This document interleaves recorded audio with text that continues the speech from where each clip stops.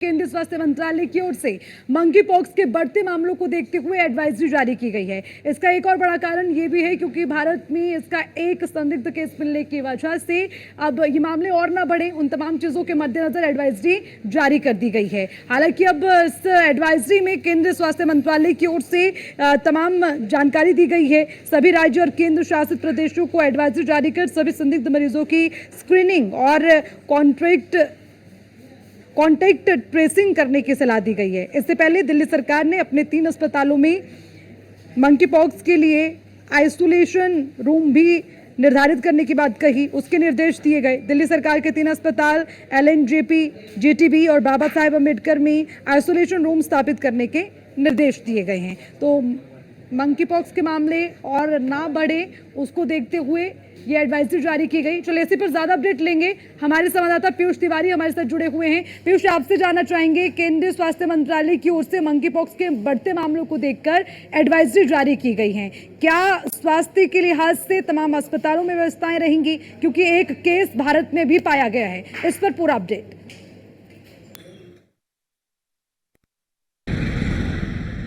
बिल्कुल, अगर हम बात करें तो मंकी पॉक्स को लेकर भारत सरकार लगातार जो बैठकें है वो कहीं ना कहीं कर रही है और खासतौर पर स्वास्थ्य मंत्रालय के स्तर पर बैठकें हो रही हैं। कुछ दिनों पहले यानी करीब 10 से 15 दिनों पहले एक महत्वपूर्ण बैठक हुई थी। उस दौरान भी तमाम राज्यों को दिशा निर्देश दिए गए थे और हाल ही में यानी कि कल भी जो बैठक हुई है उसके बाद आज एक महत्वपूर्ण जो दिशा निर्देश है वो राज्यों को दिए गए हैं। ये दिशा निर्देश इसलिए दिए गए हैं कि जो भी संदिग्ध हैं, जिस पर शक है कि वो विदेश यात्रा से आया है और खासतौर पर ऐसे देश की यात्रा करके आया है जहाँ पर मंकी पॉक्स के केसेस पाए जा रहे हैं, उसको किस तरीके से ट्रेस किया जा सके, उसकी जांच किस तरीके से कराई जा सके और कहीं ना कहीं अगर उसमें थोड़ा बहुत भी लक्षण पाया जाता है तो उसे आइसोलेट किस तरीके से कराया जा सके। हालांकि स्वास्थ्य मंत्रालय की ओर से थोड़ी देर पहले एक और अपडेट दी गई है कि जो संदिग्ध पाया गया था मंकी पॉक्स का, उसमें क्लैड 2 यानी कि वेस्ट अफ्रीकन क्लैड 2 की अगर हम बात करें उसकी पुष्टि हुई है मंकी पॉक्स की। लेकिन ये जो क्लैड 2 है वो कहीं ना कहीं क्लैड 1 में नहीं आता है, यानी कि क्लैड 1 से ये काफ़ी अलग है।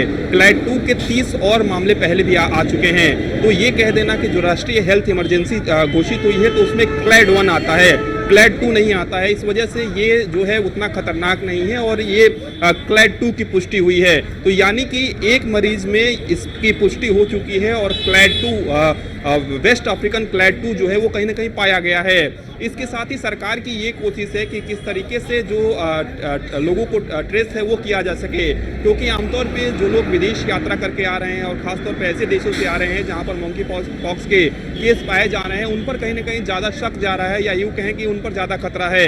इसके अलावा मंकी पॉक्स कोई नई बीमारी नहीं है। इससे पहले भी आपने देखा कि कुछ सालों पहले मंकी पॉक्स काफ़ी चर्चाओं में आया था। सबसे बड़ी बात है कि हाल ही में सरकार की ओर से टेस्टिंग किट बनाने के लिए भी कहीं ना कहीं एक कंपनी को जो मंजूरी है वो दी गई है, तो उस पर भी काम चल रहा है। इसके साथ ही स्वास्थ्य मंत्रालय की ओर से लगातार दिशा निर्देश इसलिए दिए जा रहे हैं कि जो बेड्स हैं उनको रिजर्व किया जा सके। किसी भी आपात स्थिति से निपटने के लिए सरकारें तैयार रहें, चाहे वो दिल्ली की सरकार हो चाहे देश के किसी भी राज्य की सरकार हो। और दिशा निर्देश दिए गए हैं, इसका मतलब आइसोलेशन वार्ड जो है वो बनाने की एक तरीके से उन राज्यों को कहा गया है और राज्य स्तर पर भी इस तरीके की कवायद जो है वो की जा रही है, क्योंकि कोरोना काल से सरकार ने बहुत सीखा है। आपने देखा कि अचानक से जब कोरोना आया तो सरकार जो है वो स्थिति उस तरीके से संभाल नहीं पाई, हालांकि धीरे धीरे सरकार ने स्थिति को संभाल लिया था। ऐसे में मंकी पॉक्स को देखते हुए सरकार पहले से ही तैयार रहना चाहती है, चाहे वो वैक्सीन की बात करें या फिर आइसोलेशन वार्ड्स की बात करें, बेड्स की बात करें, अन्य तमाम जो ऐसी चीज़ें हैं जो इसमें उपयोगी हो सकती है उसको किस तरीके से पहले से सुचारू ढंग से चलाया जा सके, इसके मद्देनजर ये बैठकें की जा रही हैं। तो निश्चित रूप से एक दिशा निर्देश जो है वो कहीं ना कहीं भारत सरकार की ओर से दिए गए हैं और इन राज्यों को, केंद्र शासित प्रदेशों को ये दिशा निर्देश दिए गए हैं। इसके अलावा ये भी एयरपोर्ट्स को कहा गया है कि एयरपोर्ट पर भी जो टेस्टिंग है वो बढ़ाई जाए, यानी कि अगर ऐसे देश से कोई व्यक्ति आ रहा है, अगर उस पर शक है तो उसको कहीं ना कहीं टेस्ट किया जा सके। इसके अलावा लोगों से भी ये अपील की जा रही है कि अगर आप में थोड़ा बहुत इसका लक्षण आ रहा है तो आप उचित परामर्श लें। इसके अलावा अपने आप को आप आइसोलेट कर दें। सबसे बड़ी बात है कि मंकी पॉक्स से बचने के लिए हाइजीन मेंटेन करना काफ़ी महत्वपूर्ण होता है। मंकी पॉक्स चूंकि कोरोना से थोड़ा बहुत अलग जरूर है, चाहे सर्दी खांसी बुखार की बात करें तो मंकी पॉक्स में ये भी लक्षण दिखते हैं, लेकिन जो शरीर पर रैशेस नजर आते हैं वो मंकी पॉक्स एक तरीके से लक्षण है। हालांकि मंकी पॉक्स कोरोना जितना खतरनाक नहीं है, लेकिन क्लैड 1 जो है वो क्लैड 2 से ज्यादा खतरनाक है। तो ऐसे में ठीक है पीयूष, शुक्रिया तमाम जानकारी के लिए।